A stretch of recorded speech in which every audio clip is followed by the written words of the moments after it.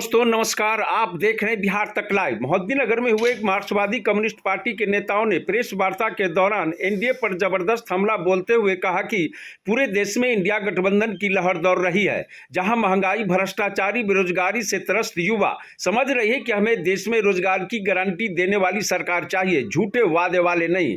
इन्हीं सब मुद्दों को लेकर सीपीआईएम के वरिष्ठ नेता मनोज प्रताप सुनील एवं मोहद्दीनगर मुखिया संघ के अध्यक्ष अंचल सदस्य संजू कुमारी राय ने पार्टी कार्यकर्ताओं एवं आम जनता से इंडिया गठबंधन के पक्ष में मतदान करने की आह्वान करते हुए प्रेस वार्ता के दौरान क्या कुछ कही, देखें इस रिपोर्ट में। क्या कहेंगे सर, प्रेस वार्ता आयोजित की गई है इस पर?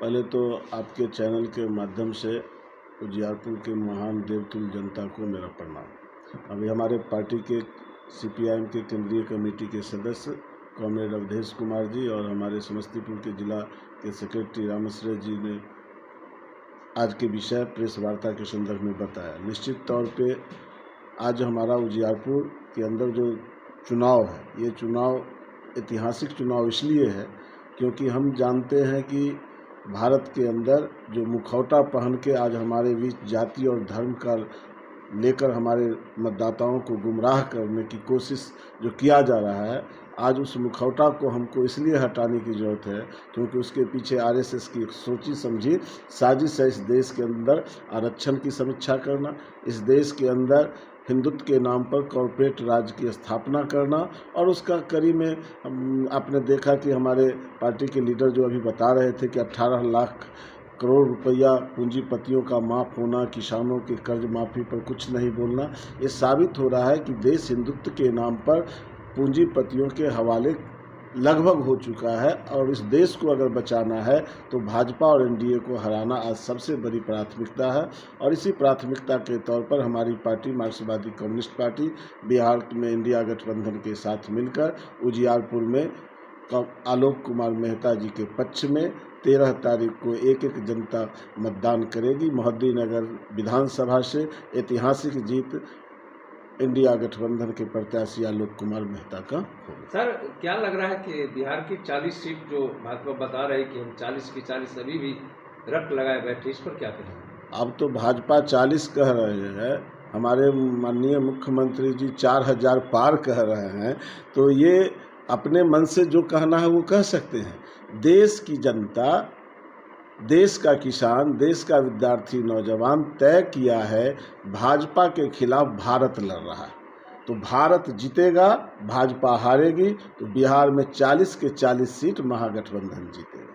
तो फिर भी एनडीए के कह रहे हैं कि जो उजियारपुर सीट है तो हमारे केंद्रीय गृह राज्य मंत्री 3 लाख से भी जीत रहे हैं।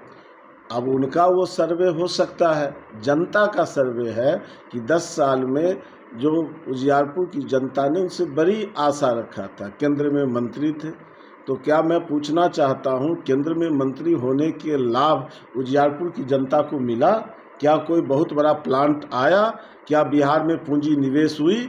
बिहार में तो 40 से उनमें 39 सीट एनडीए को मिला था, तो 26 सीट देने वाला गुजरात में जो पूंजी निवेश हुआ, 39 सीट देकर भी हम बिहार में पूंजी निवेश नहीं हुआ। और हमारे लिए तो गौरव की बात थी, नित्यानंद राय जी केंद्र में गृह राज्य मंत्री थे, पावरफुल मंत्री थे, लेकिन उजियारपुर में एक भी औद्योगिक प्लांट लगाने में नाकाम रहे। इसीलिए तो मैं कह रहा हूँ कि बैनर चाहे कुछ भी लगा ले, जात का, धर्म का, वो मुखौटा है आरएसएस का। और आरएसएस का जो असली राजनीति है इस देश के अंदर, कॉरपोरेट के हवाले देश को बेचना और राष्ट्रवाद के नाम पर, धर्म के नाम पर हिंदू मुसलमान में लड़ाना। उजियारपुर की जनता, मोहद्दीनगर की जनता ये साजिश को समझ चुकी है और इस साजिश को बेनकाब 13 तारीख को ईवीएम के क्रमांक 1 पर बटन लालटेन के पक्ष में दबाकर जनता जवाब देने के लिए तैयार है। क्या लग रहा है सर, दिल्ली में आपकी इंडिया गठबंधन की सरकार बन सकती है? जरूर। मैं याद केवल दिला देना चाहता हूं कि 2004 में जब इसी तरह के जो यूपीए बाद में बनी, तो लोग कहता था शाइनिंग इंडिया, अटल बिहारी वाजपेयी जी के नेतृत्व में नारा लगा था 2004 में शाइनिंग इंडिया। मीडिया के लोग भी कह रहे थे वाजपेयी जी वापस आ रहे हैं, लेकिन भारत की जनता कहा शाइनिंग इंडिया भारत के चंद लोगों के लिए हुआ, तड़पता हुआ इंडिया उनके खिलाफ गया और देश में यूपीए की गठन हुई। और आपको याद दिला दे 10 साल मनमोहन सिंह की सरकार चली, आज वही स्थिति है। इनका जो नारा है 400 पार, वो 400 पार नहीं 200 पार भी नहीं जाएंगे, सरकार इंडिया ब्लॉक की बनेगी। बहुत बहुत धन्यवाद। बताएंगे आगामी 13 मई को उजियारपुर संसदीय क्षेत्र में चुनाव होना है, एडवा की क्या तैयारी है इस पर? एडवा की तैयारी पूरी हो रही है। जैसे घर घर में जाके महिलाओं को बताई जा रही है कि जो हमारी जो गठबंधन की जो सरकार है वहाँ पे वोट डालना है, क्रम संख्या 1 पर लालटेन छाप है। और जो महिला को जिसको जानकारी, जिसको समझ में नहीं आता, ये भी जागरूक अभियान चलाई जा रही है महिलाओं को कि बटन के दबाना है जाके, किस संख्या पर, वो भी बताई जा रही है।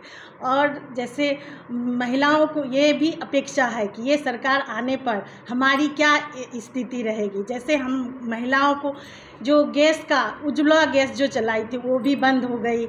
और गैस जो महंगाई इतना बढ़ गई है, जो पहले 400-500 में जो सिलेंडर लेते थे, अब वो 800-900 पर पुड़ गई है। ये भी महिलाएं चाहती है कि जो हमारी जो महंगाई जो बढ़ी है उसको थोड़ी कम हो, ये सरकार से ये अपेक्षा है। और हमें उम्मीद है कि अगर गठबंधन सरकार आएगी तो महंगाई कमेगी, बेरोजगारी कमेगी। और हम पूरी तमाम जनता से आग्रह करते हैं कि 13 तारीख को आके हमें वोट में कम संख्या 1 पर वोट दे और आलोक मेहता को भारी भारी मतों से विजय बनाए। मोहिउद्दीन नगर से बिहार तक लाइव के लिए ब्यूरो रिपोर्ट।